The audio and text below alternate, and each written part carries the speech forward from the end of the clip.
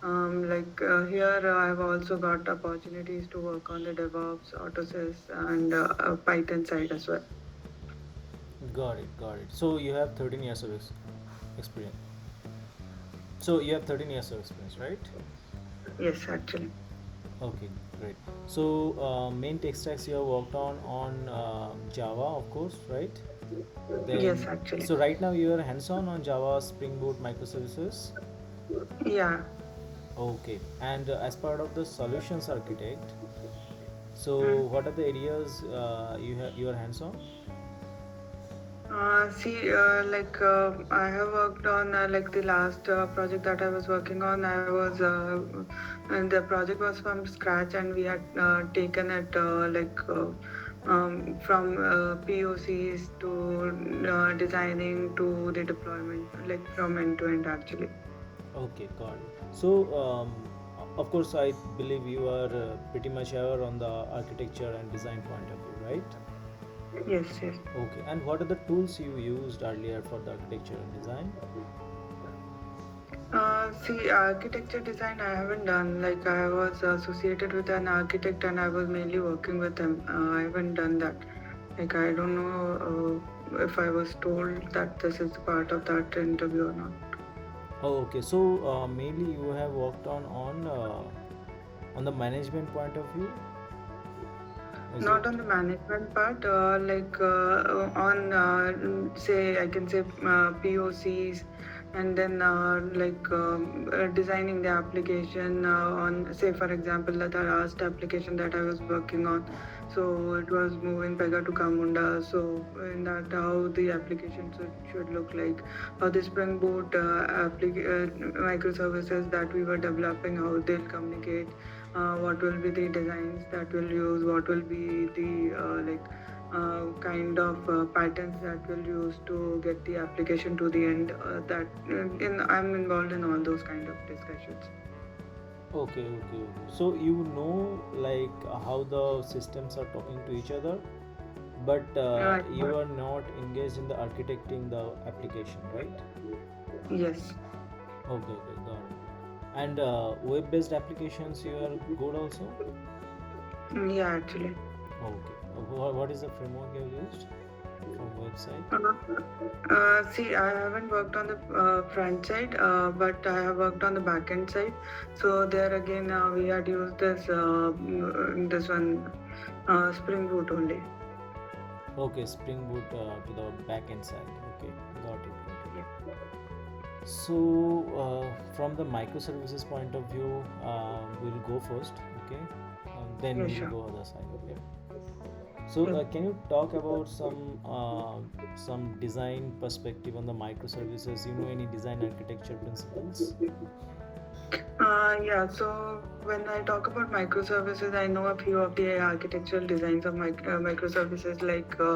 You have the pubs of architecture where one is the publisher and the other is the subscriber. You can use certain kind of message brokers in between, and in your REST template, you can define a publisher and subscriber. So what happens is a publisher will publish a topic, and that topic will be available to the subscriber through a channel. That topic will be available, and whenever the subscriber wants to hear to that particular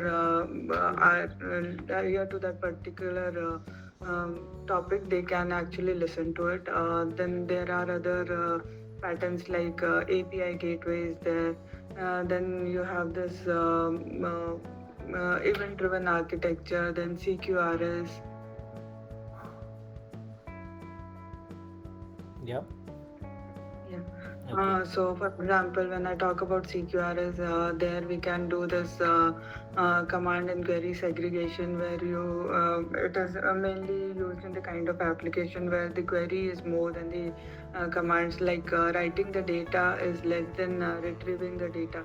So in those kind of applications, like for example, e-commerce and all those kind of applications, we can basically go for this CQRS, where we can create different service for the query and different service for the command. We can put a MQ in between, or a Kafka broker in between, and then we can do this kind of application where whenever you are putting the data, there will be a topic published, and the subscriber will get that data and updates its DB that we can do. And then there is this circuit breaker architecture that is there, where we say whenever we talk about circuit is something like it is.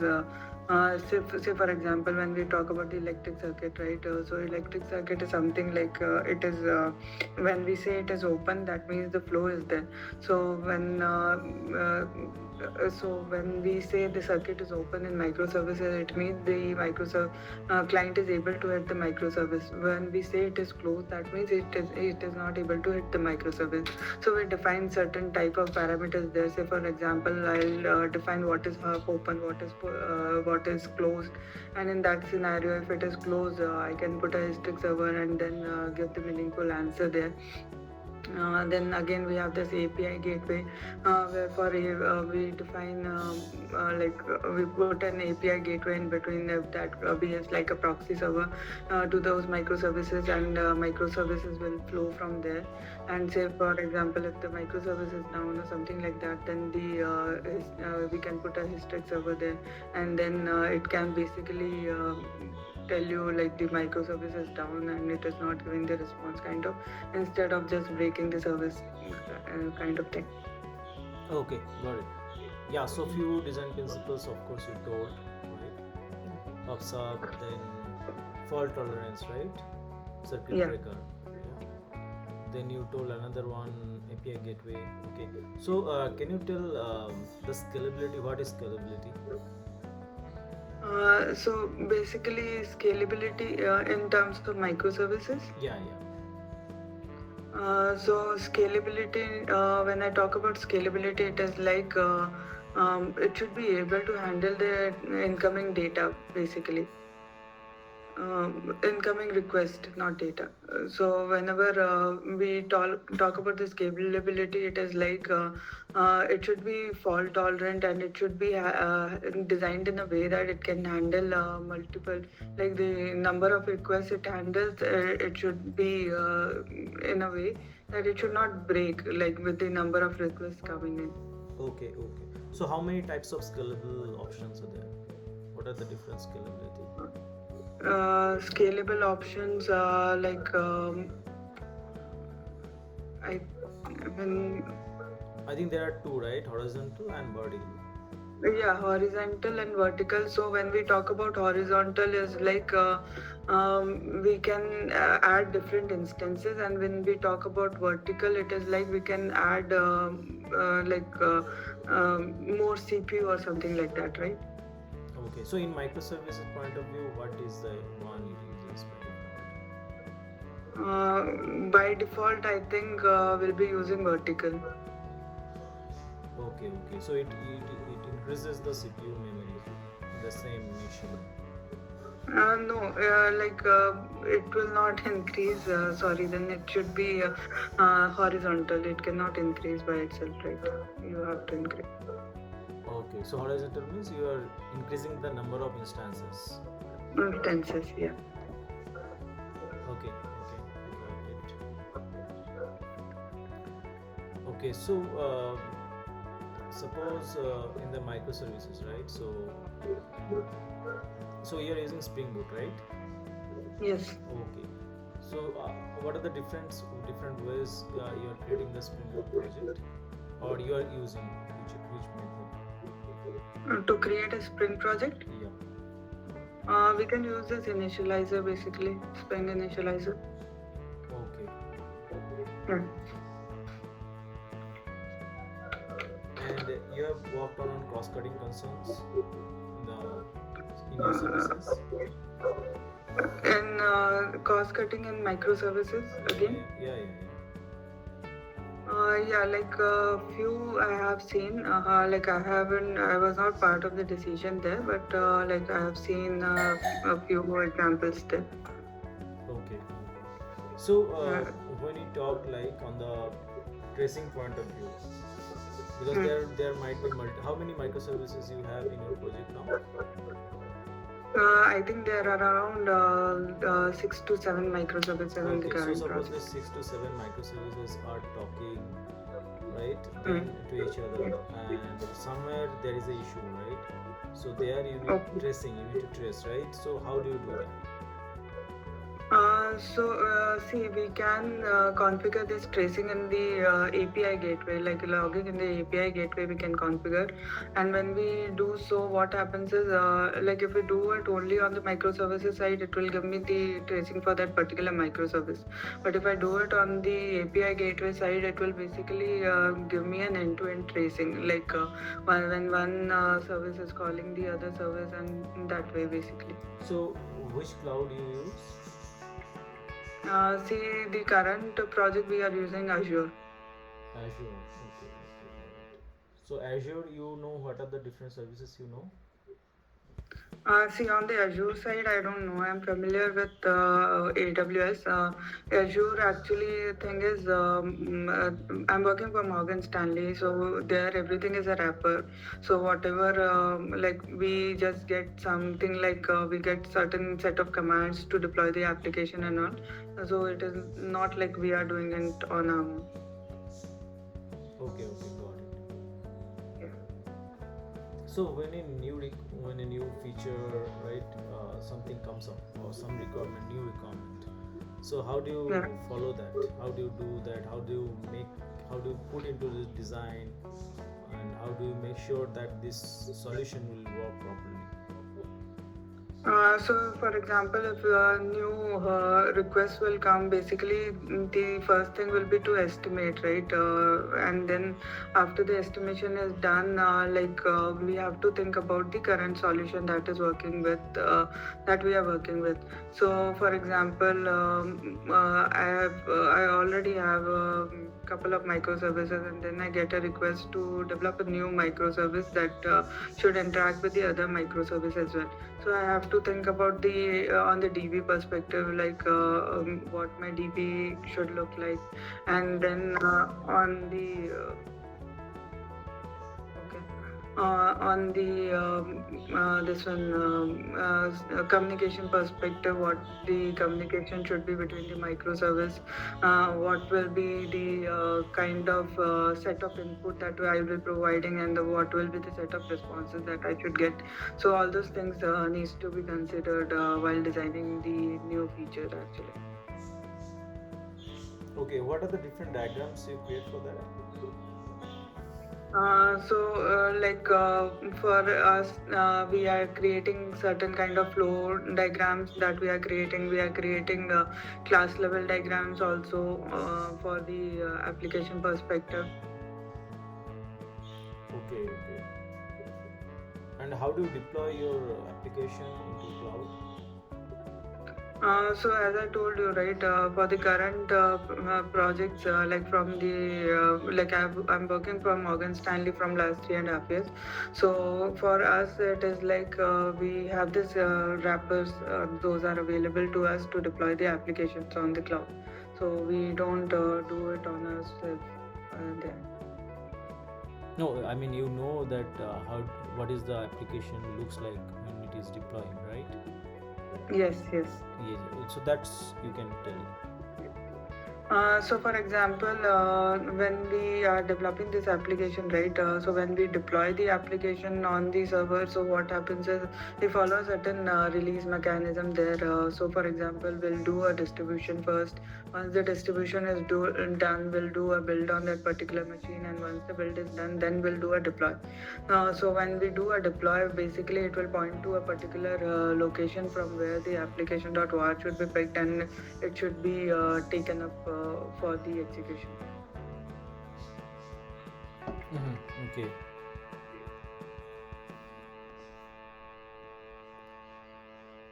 And so, as part of the management of the memory, how do you make sure your application is not taking much memory? See, uh, part, see, it was not done in the current project, but I can tell you something about from the last projects and all. So what we do is We like code refactoring is the one practice that we follow, and then like we also can do this basically the application will go into the containers, right? So we can do this what we say optimize the data containers that are there that we can use, right? And uh, then code abstractions are some of the techniques, code refactoring is some of the techniques, and then serializing the data basically. So these kind of practices that we can follow to go with the memory management actually. No, you can follow, but how do you make sure that your application which is running in the cloud is not throwing that error, right? You have to see somewhere, right? You have to see somewhere, or you can see somewhere in the application also or in cloud that your memory is this much is taken. Okay, in cloud you are asking. Okay, so see, for example, in Spring Boot, we can do these kind of settings in the actuator as well, right? In Or actuator you in can do it. or only in cloud, that I'm not aware of actually. Okay, in actuator what are the things you can do? Any idea? Like we can set these parameters actually. We can set these metrics like performance, memory, and all these things that can give me the status of these fields actually. Okay. Okay, so yeah, that's fine. So we'll go some Java side. Okay, core Java. So you are Yeah, worked sure. on Java, which version? The latest one? 8. 8 year least. Okay. So can you tell me what is consumer? So basically, consumer is a functional interface that like by the name it says it consumes. So there is a particular method that accepts a value and it doesn't like it transforms a value, but it doesn't return anything. So.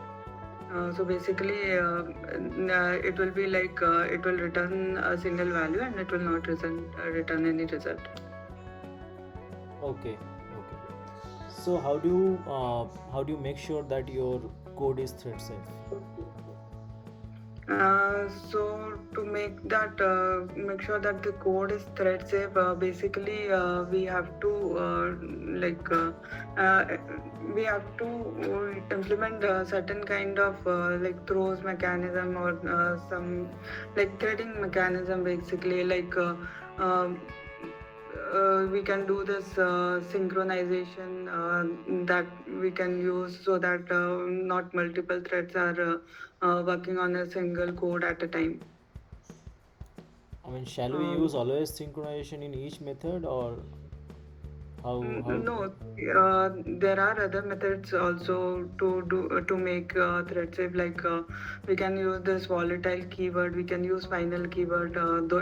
Those things also may help me in thread So safety. in your current application, did you use Hmm. everywhere volatile or synchronized?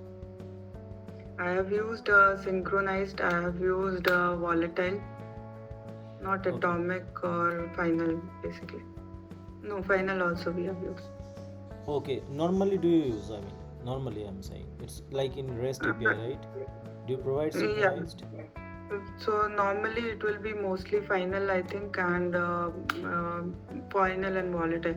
Synchronization will not go because it will be like only one thread can work at a time. And when we talk about this thread thing, mainly we use this executor services. Yeah, exactly. Yeah. What is future? Just to remind it.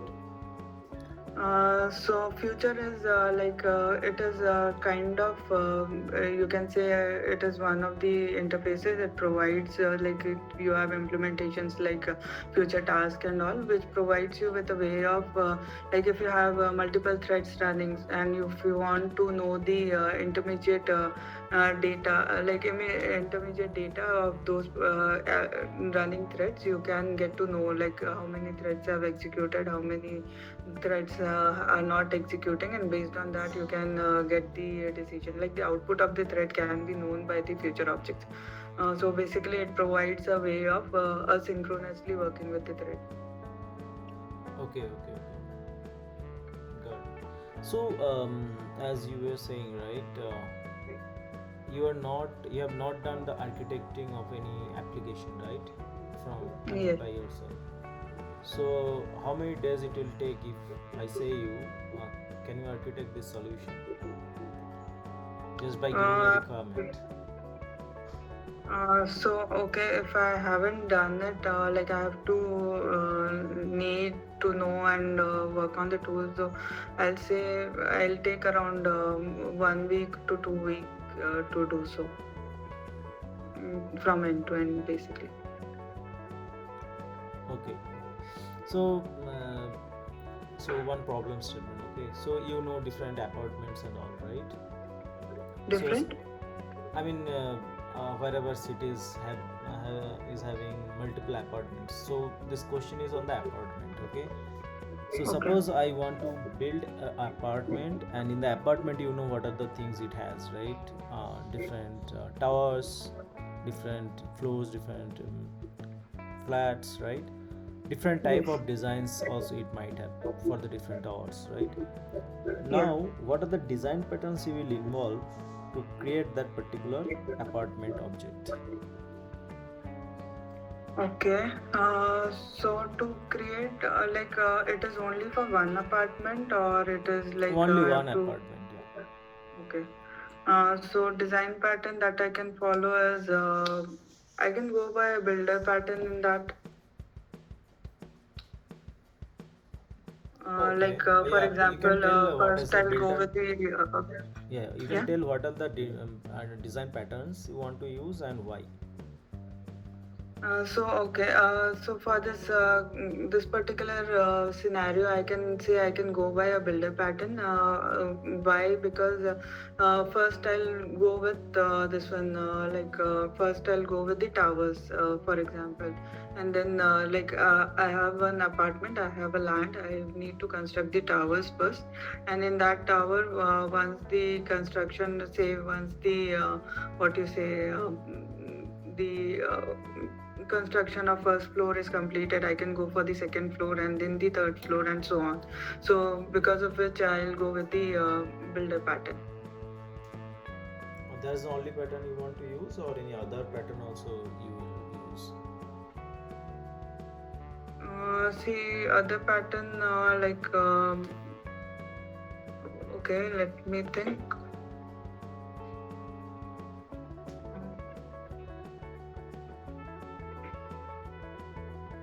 uh, like uh, Basically I have to go by the creational only, right? So I can go by the factory pattern as well in that. Say for example, I can do this basically in the apartments or whatever the society that we are talking about. If we have different different towers, they basically are usually the same. So 1 minute, I'll just decline this call. So what happens in that is uh, sorry, I was getting a call, so I just declined it. Yeah, yeah. I'll just connect back. Okay. When I say factory pattern, it will be like I can model it for one tower, and then I can use the same for the other towers as well. Okay. Similar way, like I can model one flat, and on one floor I may have 4 floors, four apartments, or say six flats.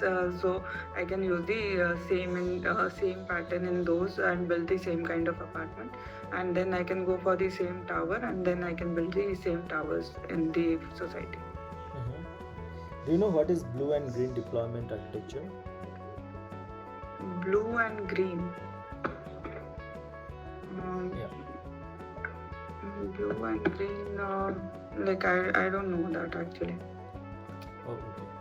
So you know solid design principles, right? Can you talk about the in solid what is L? L is Liskov's substitution basically. So what it says is when you have this parent-child dependencies and all those things, so your code should be written in a way that you can substitute the child with the parent. Any example you want to give? Example, like for example,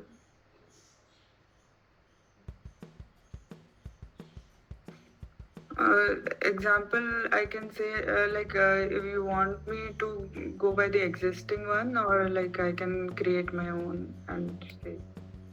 Like if I go by my own, like for example shape is there, then we have this rectangle, circle and all those things, then I should be able to substitute the shape object with the rectangle one, that should be there. And if I go by for example threads are there, I can create my own thread and give a specialty to it, or I can even substitute it with the thread directly, something like that.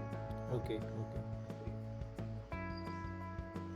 Okay, so so sleep method is there, right? Under which class, you know? Sleep is in thread only. Okay, and wait? Wait is an object class. Okay, and wait we use for what? Object or thread? Wait will be used for thread only, to wait for a particular time. Okay, but why it is under object? Not time. Not time. It will be used for thread object to wait until it is notified. Okay, so why it is under object? It is not under thread.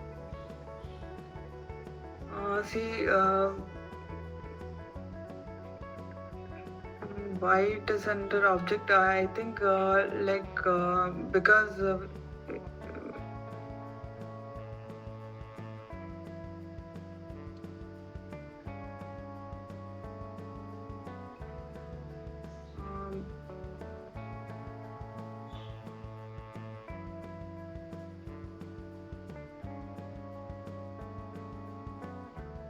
I think like why wait is an object.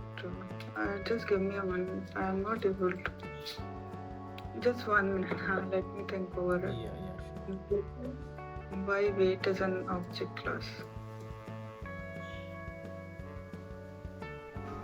So wait, t1 dot wait.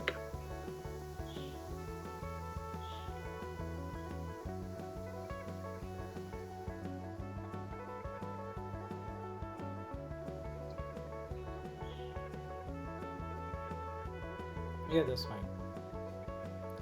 Okay. So you know what is 400 response code from HTTP side? Yeah. Yeah, what is that 400?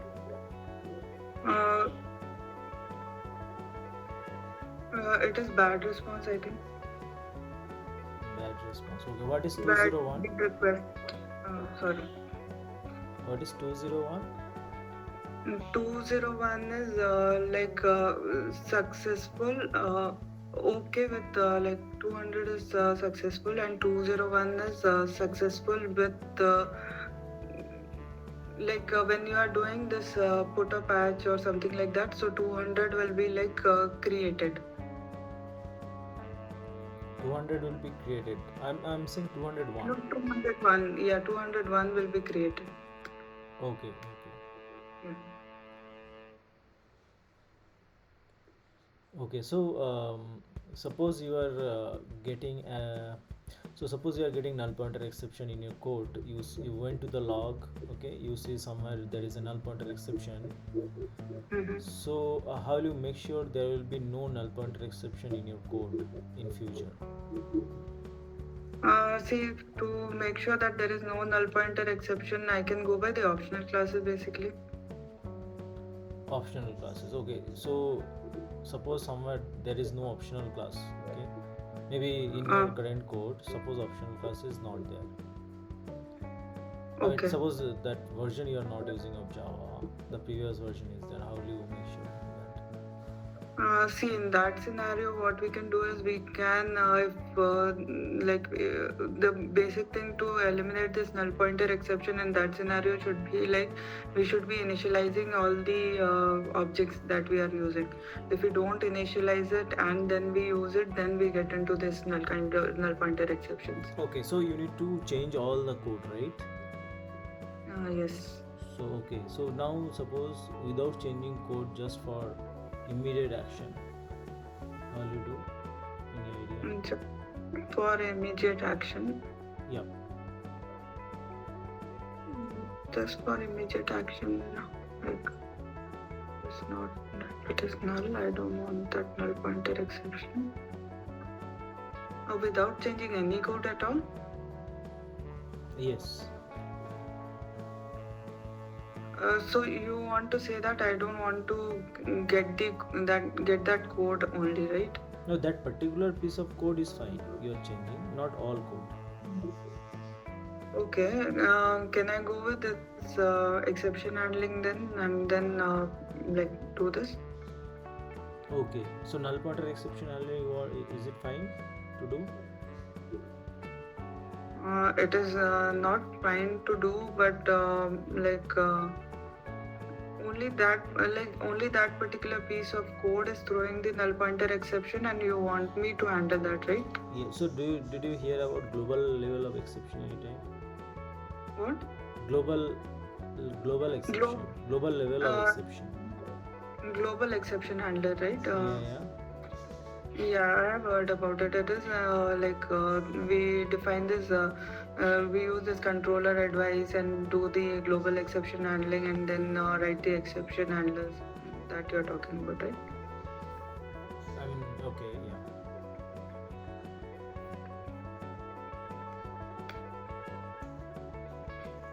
Yeah, okay. So suppose I have a singleton class, okay, and that Okay. singleton class is also implementing serializable interface. Okay. Now there is a singleton class I have that is implementing serializable interface. Now you know singleton class, right? It will always give me a single object. Now is this a problem, or if it is a problem, how to make sure that there is always a single object? See, when we do this serializable, right, it will be a problem actually. And to resolve this thing, we have to write.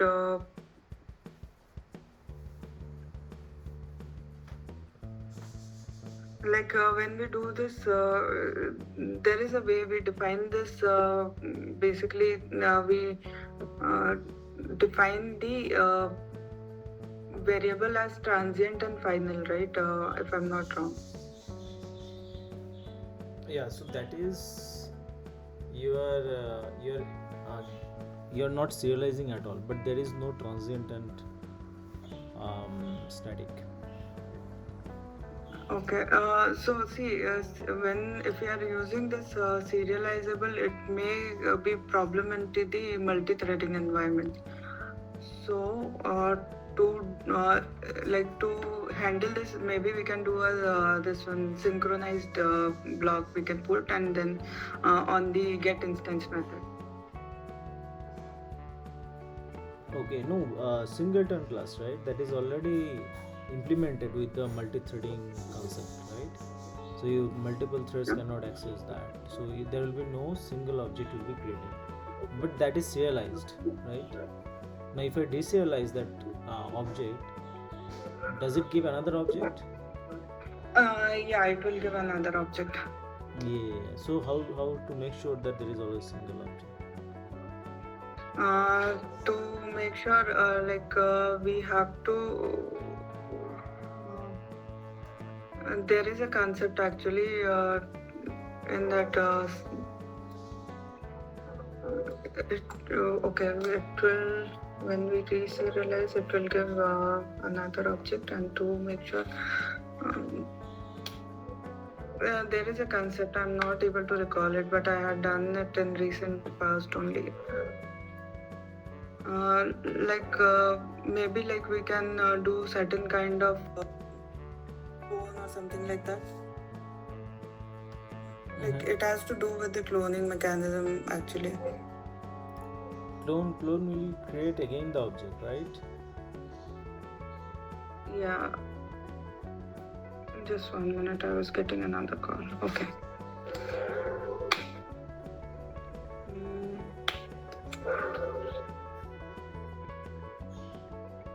uh,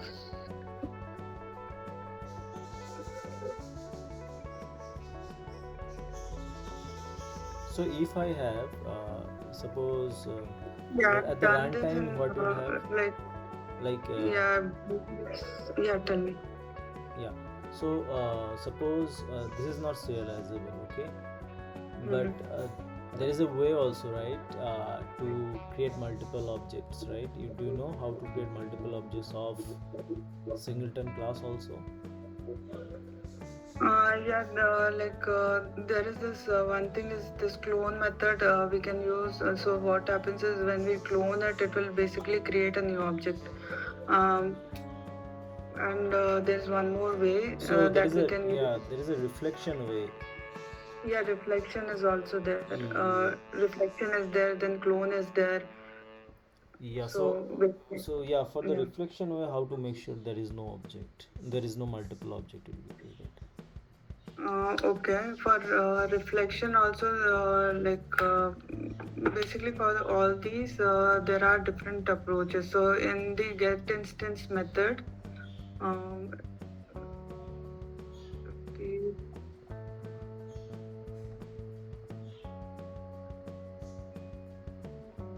if the reflection is there,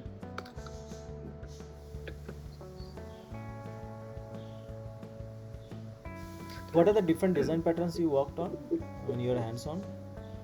I'm on like singleton prototype and this one factory also I worked on. Okay, okay, Yeah. got it. Yeah. Okay, sure. So I think I'm good as of now, Kriti. Okay. So you have any question?